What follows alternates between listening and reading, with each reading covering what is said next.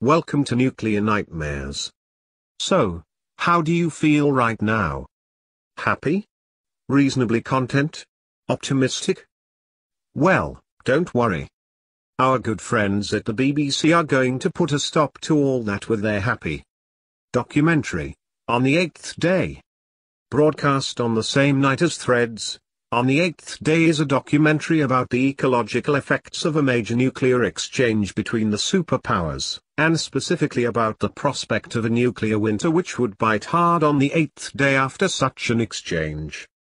Just in case there were a few people left in Britain who hadn't slipped into nihilistic despair. After a suitably ominous opening title sequence accompanied by scary music, we are shown a conference of Soviet and American scientists who have come together to debate the issue of climatic change caused by nuclear weapons. We are told that the temperature drop would be great enough to wipe out thousands of species on our planet. To elaborate on this very cheerful point, we are given some eyewitness accounts of the bombing of Hiroshima and then a brief rundown on the effects of nuclear weapons, before we are shown a brief history of the nuclear arms race. Was caused by the equivalent of 3 million tons of high explosive. 3 megatons.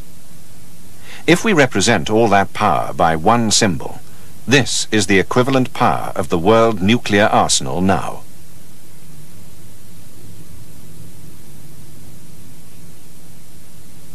$18,000 million tons, more than 1 million Hiroshimas. Less than 1% of this explosive power would be enough to destroy every large and medium-sized city in the world. In 1945, there were just 2 nuclear bombs, used by America against Japan. By 1952, America had 1,000 bombs, and Russia probably had about 6. The nuclear arms race had begun. In the late 1960s, America scrapped some of its earlier obsolete bombs, and the total went down, for a while. Britain probably now has about 1,000 warheads. France and China, roughly the same total each. There are now about 54,000 nuclear warheads. Modern missiles are more accurate, so the warheads are smaller, but the numbers are going up again. 10 new warheads are made every day. So, why are scientists only debating these effects now? To the layman, it would seem obvious that the explosion of some 5 or more billion tons of weapon power would seriously damage the planet. But until 1982, all published scientific work maintained the opposite. If that little factoid wasn't hard enough to swallow, you'll never guess what actually got the ball rolling. The first clue that this might be an appalling error came completely by accident, and ironically, by looking at a different planet altogether. As it approached Mars, astronomers eagerly awaited their first close-up look at the red planet. Suddenly, to their dismay, a huge global dust storm completely hid its features. One of the research team studying Mars was Carl Sagan of Cornell University, New York. And what the instrument showed was that the upper atmosphere was much warmer than was usual for Mars, and the surface was much colder than was usual for Mars. And qualitatively, the reason is very clear. The fine dust absorbs sunlight high up and heats the surrounding air. Because the fine dust absorbs the sunlight can't get down to the surface as much as it ordinarily does, and so the surface was cooler and darker. It occurred to us that a similar thing happened on the Earth. Gigantic volcanoes went off, put massive amounts of material into the atmosphere of the Earth, and perhaps changed the climate. So there's an interesting parallel between Mars and the Earth. Well, in 1980, a group of scientists at Berkeley, led by Walter and Louis Alvarez, discovered that the Earth was covered by a layer of meteoritic material about 1 centimeter thick. And this meteoritic material is found in rocks about 65 million years ago, marking a position below which dinosaurs and other creatures of long ago eras existed, and above which they had all vanished. So it appeared experimentally that this meteoritic layer was the cause, somehow, of the extinction of more than 50% of all of the species on the planet. As recently as 1975, the American National Academy of Sciences published a report maintaining that there would be little atmospheric effect from dust after a nuclear war. And much to our surprise, we discovered that even considering only the dust that was lifted by surface explosions of nuclear weapons, that very significant amounts of dust might be lifted into the atmosphere. So, how does this affect our weather patterns? They programmed the computer as follows.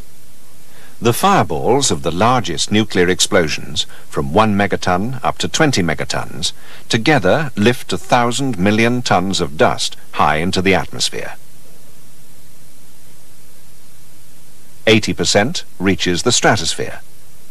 A fifth of the explosive power was assumed to hit military and industrial targets in cities. Half of these impacts cause significant fires. 5% become firestorms, which lift the smoke high into the stratosphere. Forest fires burn an area the size of Scandinavia, raging for over 10 days. Fires at oil wells and refineries contribute 7% of the smoke and last 30 days. The TAPS computer program assumes that the smoke and dust are spread evenly worldwide, and then cuts a slice through the atmosphere. The result is that 25% of the sun's energy is scattered back to space by the dust in the stratosphere. Of the remaining rays, most are absorbed by the soot. This heats the upper troposphere. Only 1% gets through to ground level, causing twilight at noon, a far more severe effect than anybody had expected. So what difference would the nuclear winter make? These are the priority nuclear force targets and airfields in Europe.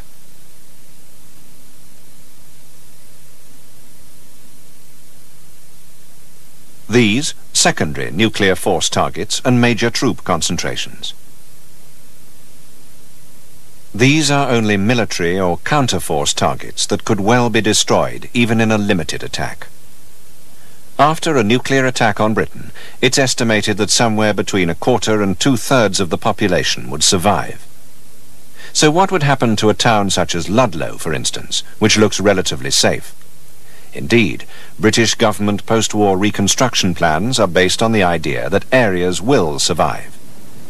To start with, wind directions are so variable that the population anywhere in Britain will have to shelter from radioactive fallout for at least a fortnight. And even then, the amount of radiation would be extremely hostile. No electricity.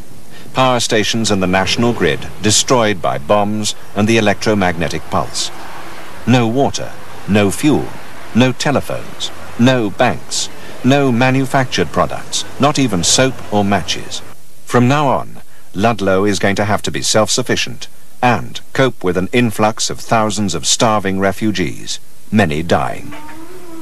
It's cattle-rearing country, but any beast in the field will probably be dead from radiation.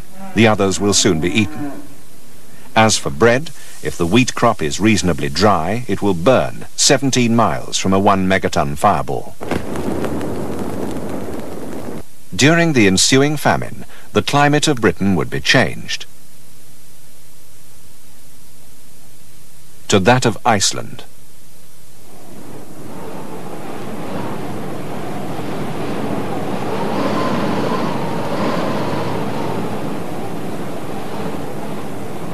Oh my giddy aunt. Do bear in mind what I said at the beginning. This documentary was aired by the BBC on the same night as Threads. In fact, as soon as Threads was finished, any viewer who still had a shred of hope left in their souls could simply switch over to BBC Two and watch this barrel of laughs. The computer model for this projection assumed an exchange of 5,000 megatons, that's 2,000 greater than assumed in Threads. So, what would happen in the event of a smaller exchange? We studied a scenario of only 100 megatons. And just to remind you that 100 megatons is a tremendous amount of explosive power. But nevertheless, we put only 100 megatons, which is less than 1% of the current arsenals, on cities, and essentially produce the same climatic effects, or if you will, the nuclear winter, as we had in our baseline case of 5,000 megatons. The reason for this was very simple. In the cities is concentrated the flammable materials that produce smoke. So with only a very small number of weapons, one can burn a very large amount of the materials that we've accumulated in our cities and produce a very large amount of smoke to produce climate effects. Another startling conclusion challenges the credibility of a massive surprise attack or preemptive strike by one side to destroy the other's weapons. It could be suicidal, even if the other side did not fire back. The problem with this idea is that you might be able to destroy an enemy, and you may be able to get away with it for a few days or even a few weeks. But the environmental effects would be so great, even of launching only a quarter of the world's strategic weapons, that the large-scale climatic effects would eventually come back to get the original attacker. So either way, we're all screwed. Thank you very much. Another uplifting day's programming from the British Somber Corporation. Sweet fucking dreams. I suppose a good question at this stage would be, what was up with the BBC at this point in history? This documentary, as well as Threads, was aired about 2 years after they made the highly jovial A Guide to Armageddon. Was there a dangerously high level of optimism in the UK at the time? To be honest, I am far too young to remember. Oh yes, I am, cheeky sods. Personally, I have a theory. The 1980s were not the most affluent of times, and as such it would not have been easy for many people to get to the cinema to watch The Evil Dead, Friday the 13th or A Nightmare on Elm Street. But don't worry. If you can't afford to have Wes Craven frighten the piss out of you, just stay at home and let Auntie Beeb do it instead. Okay, I am only playing. But consider this. Let's say you were one of those poor people from 1984 who tuned into BBC One on a Sunday evening, September 23rd, to be precise. You've just watched the UK being turned into a nuclear wasteland after a no-holds-barred drama of global catastrophe, and now, as you have just seen the silent cutaway from Ruth's daughter as she sees her stillborn child, you sit in dumbstruck silence as the credits roll. After what seems like an age, you change the channel, and on BBC Two, you then get a face full of this.